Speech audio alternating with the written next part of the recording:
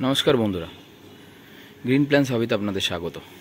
अनेकेई बोलेछेन गाछेर रोगेर ब्यापार निये भिडियो बानाते।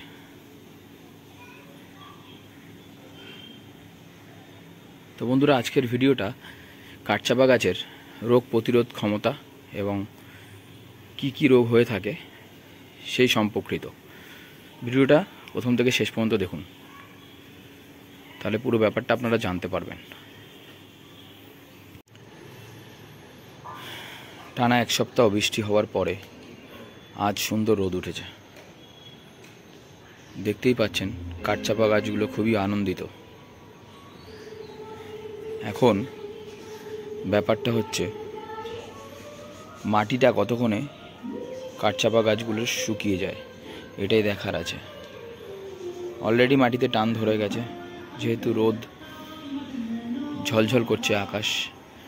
দেখুন কত সুন্দর পাতা রোদ খাচ্ছে। আর কাঠচাপা গাছের মেন হচ্ছে রোদ। ও যত রোদ খাবে ততই গাছের সৌন্দর্য বাড়বে এবং গাছ ভালো থাকবে।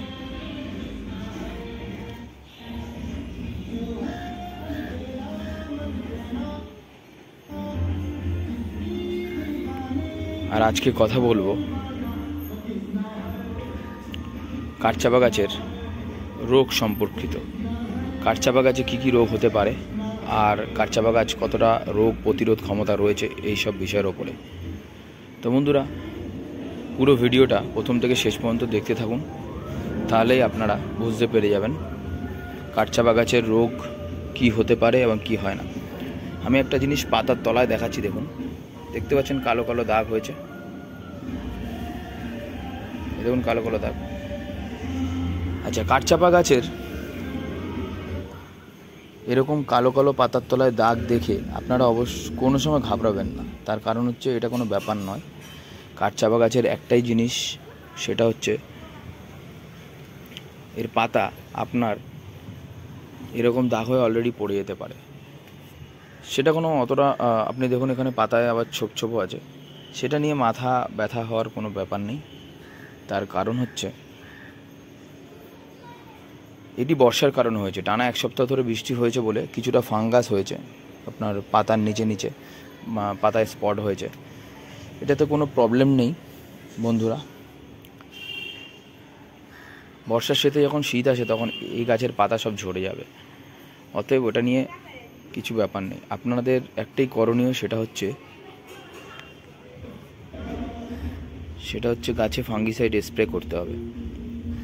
এই জিনিসটা মাথায় আপনারা সবসময় মনে রাখবেন। যখনই বর্ষা হবে তখনই গাছে ফাঙ্গিসাইড স্প্রে করতে হবে। এই গাছে ফাঙ্গাস ছাড়া আর কিছু হয় না। কোনো রোগ পোকার আক্রমণ খুব কমই হয়। সাদা মাছিগুলো আছে, সাদা মাছি, সেই মাছির আক্রমণ হয়, তাতে কোনো প্রবলেম হয় না এই গাছের। আপনারা কোনো পেস্টিসাইড ইউজ করবেন সেটা চলে যাবে। আর রোগ খুব একটা বেশি হয় না। তার কারণ হচ্ছে এখানে এই গাছের ল্যাটেক্স আছে, মানে সাদা ধরনের যে তরুক্ষী বা গাছের যে রস থাকে সাদা রকম দুধের মতন আঠা আঠা, ওগুলো তিতো হয় প্রচণ্ড পরিমাণে। অতএব বেশি পোকার আক্রমণ করতে পারে না এই গাছকে। তো সেইটা নিয়ে অতটা প্রবলেম হবে না। আপনার যেটা প্রবলেম সেটা হচ্ছে ফাঙ্গাস ধরে পাতায় এরকম স্পট ধরে। সেটা অতিরিক্ত বৃষ্টি হলে আমি আপনাদের দেখালাম যে কীরকম ধরনের, এ দেখুন পাতার মধ্যে কীরকম স্পট হয়েছে কালো, খুব বেশি হয়নি, হয়েছে। এটার কারণ একটাই, এটার কারণ হচ্ছে আপনারা দেখুন এই তলায় হয়েছে, এই যে পাতাটার তলায় দেখুন কীরকম দাগ দাগ হয়েছে। এটার কারণ একটাই হচ্ছে বৃষ্টিতে কিন্তু প্রচণ্ড এই জিনিসগুলো হয়ে থাকে। পাতা নষ্ট হয়, পাতায় দাগ ধরে, এইসব জিনিস হয়। তো এটা নিয়ে চিন্তা করার কিছু নেই। আপনারা ফাঙ্গিসাইড স্প্রে করে দেবেন, তাতে ঠিক হয়ে যাবে। আর বেশি বলতে গেলে এই গাছের রোগ খুব কম হয়, খুবই কম হয় রোগ। ওইটা নিয়ে চিন্তার কোনো কারণ নেই। আপনারা সবসময় ফাঙ্গিসাইড ইউজ করবেন। আর একটা জিনিস বলবো আমি আপনাদের, সেটা হচ্ছে গাছকে প্রপার রোদে রাখুন। কোনো রকম ছাওয়া এরিয়াতে যেন গাছ না থাকে। গাছ প্রপার রোদে থাকবে, তাহলে এই গাছের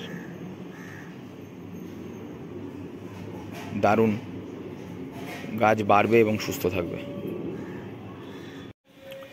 বড় গাছের রোদ প্রতিরোধ ক্ষমতা খুবই বেশি, সেই কারণে এই গাছের কোনো রকম অসুবিধা হয় না। মেনলি হচ্ছে বড় গাছগুলোর প্রবলেম তখনই হবে যখন এর গোড়ায় জল জমে যাবে বৃষ্টির সময়। যেমনি দেখুন এই গাছটার গোড়ায় জল জমেছিল, কিন্তু জল আমি ফেলে দিয়েছি হাত দিয়ে, বলে এখনও ভেজা আছে। এবং এইসব গাছের গোড়ায় যখন খুবই পরিমাণে জল জমে যাবে তখন হবে গিয়ে প্রবলেম। তাছাড়া বড় কাঠচাপা গাছের কোনো রকম প্রবলেম হওয়ার কথা নয় এবং প্রবলেম হয়ও না সাধারণত। আর এদের মেন হচ্ছে রোদ। আপনাকে একটা জিনিস সবসময় নিশ্চিন্ত করতে হবে, যেন কাঠচাপা গাছের রোদ যেন প্রপারলি পায়, তাহলে গাছ একদম সলিড থাকবে, কোনো রকম প্রবলেম গাছে আসবে না। বন্ধুরা, আমি বললাম যে রোদ প্রতিরোধ নিয়ে একটি ভিডিও করলাম, আপনারা দেখুন একটি ছোট ভিডিও কেমন হয়েছে। দেখুন এগুলো হচ্ছে আমার চারা, কতগুলো বীজের থেকে চারা তৈরি করেছি। আমার গাছেরই বীজ হয়েছে এবং বীজ থেকে চারা তৈরি হয়েছে। তো আমি এখনও এগুলোকে রিপোর্টিং করিনি, রিপোর্টিং করবো একটু বড় হলে। এগুলোকে বার করে মাটি থেকে বার করে নতুন করে পটে পুঁতবো, আর দেখবো এর ফুলটা কীরকম হয়। তো বন্ধুরা এই হচ্ছে। আর খাবার বর্ষা চলে গেলে পর্যাপ্ত পরিমাণে খাবার দিয়ে দিন অক্টোবর মাসের আগে।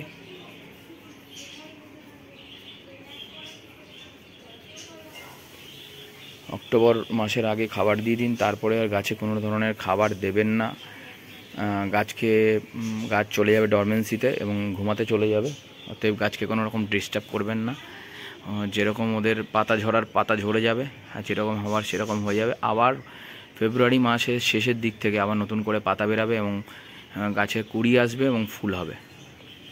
তো এই ছিল আমার ভিডিওটা দেখার জন্য ধন্যবাদ। এবং ভিডিওটি যদি ভালো লেগে থাকে তো অবশ্যই বন্ধুদের মাঝে শেয়ার করবেন। আমার ভিডিওতে কোনো রকম এডিটিং, কোনো রকমের এক্সট্রা কথা আমি বলি না, যেটা একদমই ন্যাচারালি প্রযোজ্য সেটাই বলি। তো বন্ধুরা, ভিডিওটা অবশ্যই কেমন লেগেছে কমেন্টসে জানাবেন এবং আপনাদের বন্ধুদের কাছে শেয়ার করবেন, যারা কাঠগোলাপ গাছ করে তাদের কাছে। ধন্যবাদ।